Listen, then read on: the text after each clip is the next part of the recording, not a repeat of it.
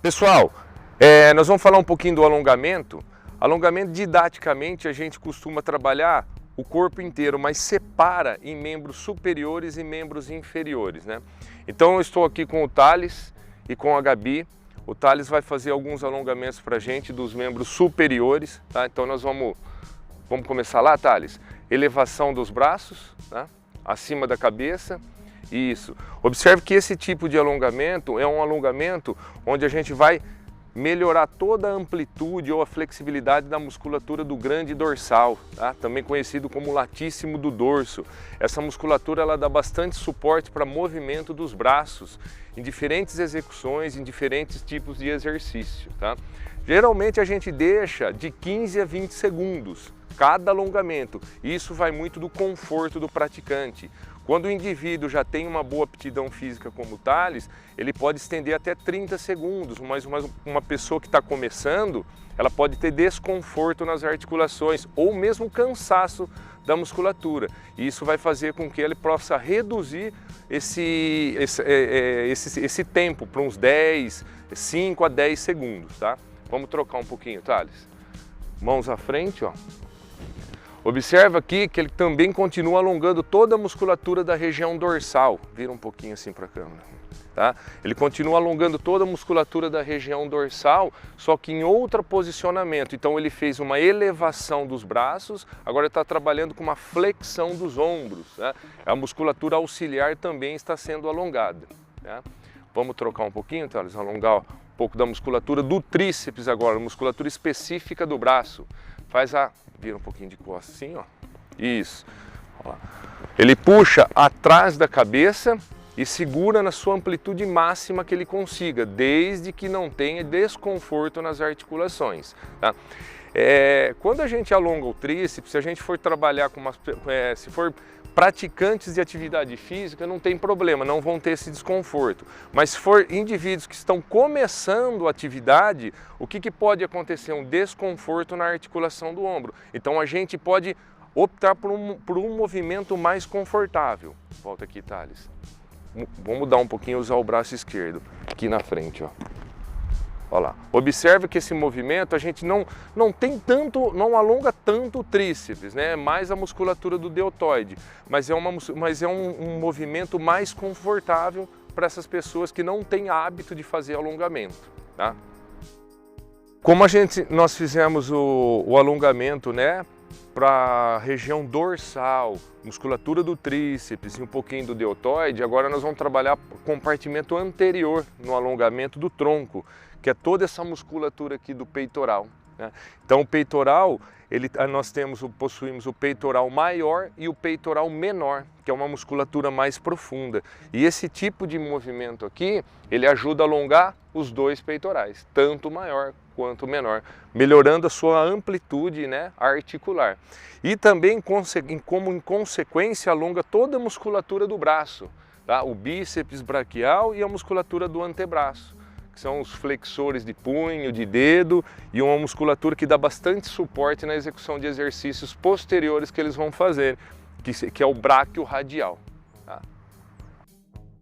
Uma musculatura muito importante da gente trabalhar, talvez como alongamento, talvez a maioria das pessoas não dão importância, às vezes é por não saber que é importante fazer esse tipo de alongamento, é a musculatura do pescoço, né? A gente tem o primeiro segmento da coluna vertebral, que é a coluna cervical, e ela é muito fragilizada e tem a passagem muito de nervos e vasos sanguíneos nessa região.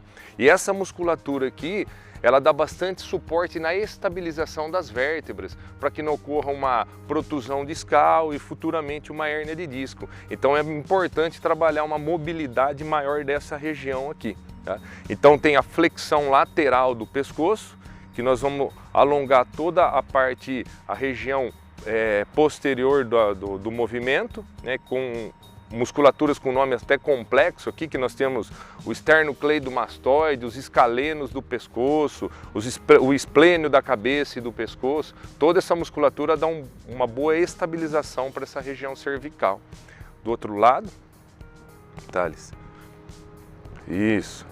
Lembrando também, tá? Isso vai do conforto, se a pessoa tiver dor nessa região, diminui a amplitude. Lembrando que a gente está usando um modelo aqui que é o Thales, que é um atleta de alto rendimento, né? Então isso não são todas as pessoas que têm esse nível de aptidão, tá?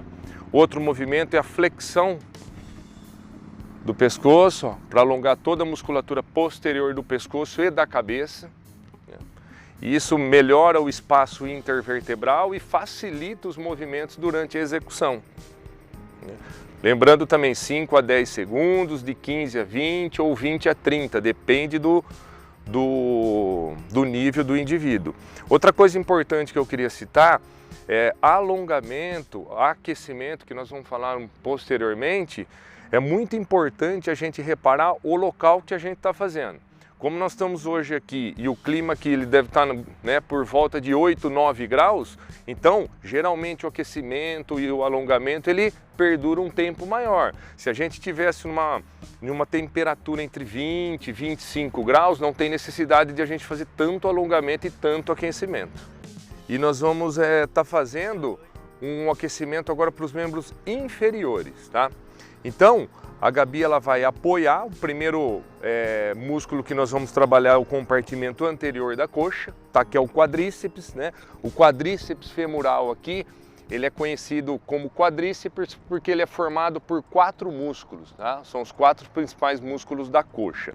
Então ela vai fazer uma flexão do joelho, apoiando a mão, né? E essa mão dela aqui, ó, quando a gente quer dar ênfase para o quadríceps, o ideal é que ela segura na base do tornozelo aqui e relaxa a musculatura da perna.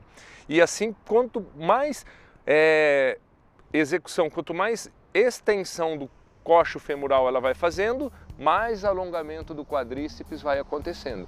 Isso também lembrando que a gente tem um nível de aptidão. Quem não tem um grau de flexibilidade maior, flexiona o quadril e diminui a flexibilidade ou alongamento da musculatura do quadríceps. Quando eu quiser trabalhar também musculatura da perna, que é o compartimento anterior, que muita gente sente essa dorzinha aqui, principalmente quando vai fazer exercícios de caminhada ou corrida, o interessante é que segure um pouquinho mais no terço anterior do pé para poder alongar essa musculatura conhecida como tibial anterior, que pode ocorrer o popular canelite dos exercícios de marcha, os exercícios contínuos, tá? O compartimento posterior da coxa ele é formado pelos isquiotibiais, tá? São musculaturas importantes, não tão forte quanto o quadríceps, mas musculatura que dá potência no movimento, né? E essa musculatura é uma musculatura que, quando ela tem um grau de flexibilidade reduzida, ela fica muito vulnerável à lesão. Então a Gabi vai fazer aqui alguns movimentos para a gente poder identificar. Põe o pé lá, Gabi. Isso, ó. Então, como a gente pode observar, a Gabi tem uma facilidade muito grande, né, de flexibilidade, e ela está aqui, ó, fazendo o alongamento de toda a musculatura do isquiotibial.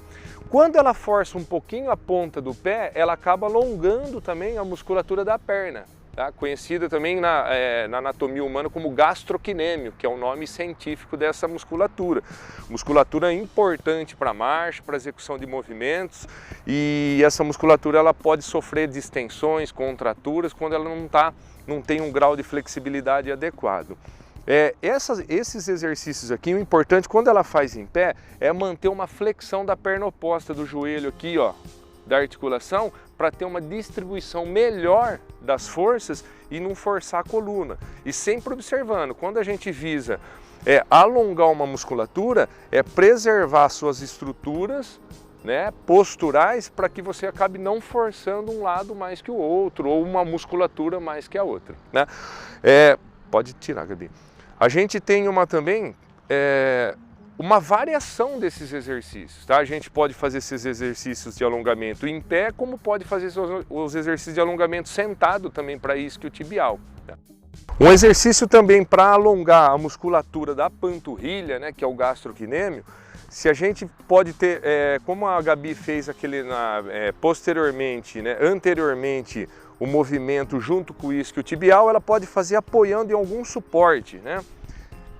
Nesse caso aqui ela está apoiando numa barra fixa, mas ela pode apoiar num degrau, né? Pode apoiar em qualquer tipo de suporte que ela vai sentir, vai estar alongando essa musculatura e mais o tendão do calcâneo, também que é um tendão bem espesso que pode gerar inflamações, tendinites grandes aí por falta de flexibilidade. Continuando aqui, gente, nos alongamentos dos posteriores da coxa, essa é uma variação. A Gabi fez o movimento em pé, agora ela vai fazer um movimento sentado, tá? Faz a dorsiflexão do tornozelo, segura na ponta do pé.